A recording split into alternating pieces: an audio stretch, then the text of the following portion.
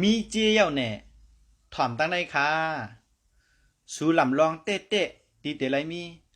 ผู้ก้นหลีสี่เมียวนะจัดปานหนึ่งผู้ฝึกสอนหลุมมีอ่ะผู้ฝึกสอนในฮะหลุมมีสองอวยก็หลีอวยก็หลีก็ฮะหลุมมีสามตีเตืองปาก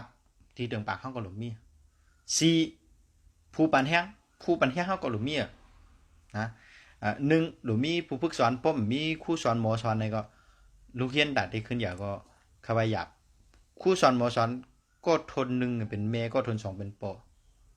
เนาะซ้ำจะแล้วก็ตีเหลือก็ต่างก็แล้วก็ความหมายสองว่าโอ้ยก็หรือโอ้ยก็เนี่ยมีมันเป็นเนาะมาลงเปี้ยมาลายเป็นวันอ่ะก้นก็เดียวไม่ตัวเดียวมันเป็นป่ามันเป็นเถื่อน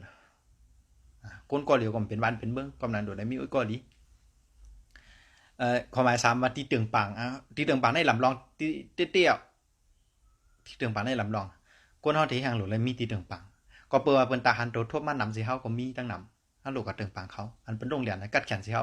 ฮาก็เหลียวเนี่ยมองปอกก็เอาตูมรอดกันนะ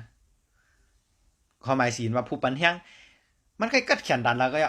เพราะมันมีแห้งเจอในได้ถ้าว่าจ้างทั้งตัวมันตีเอาร่วมอะไรล่ะหมดตัวไงก็มันเป๊ะก้อยก็เพราะว่ามันมีแห้งจากเนี่ยยามยินหมดลมจ้างเอาละแล้วเฮาก็หลูเปลี่ยนหนึ่งนั่นปันเปิ้นจอมบอกว่าในสีเมียวเนี่ยผู้ฝึกสอนไว้ก็หลีตีเตึงปางผู้ปันแห้งในสีเมียวเนี่ยเฮาหลูเลยมีเสียมกาเฮาก็หลูเป็นหนึ่งในสีเมียวนั่นเขาจะเป็นผู้ฝึกสอนเพราะว่าเขามีตั้งหูลองแล้วก็สอนเปิ้นนุ่งนั่นลองนั่นอำนั้นเขาจะเป็นโอ้ยก็หลีต่อเปิ้นอำนั้นเขาจะเป็นตีตึงปางเขาเปิ้นมา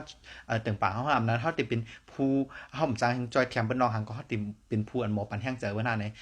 เฮาหลูมีสีรองในเสียมกาเฮาหลูเป็นก้อนึงในสีรองในจอม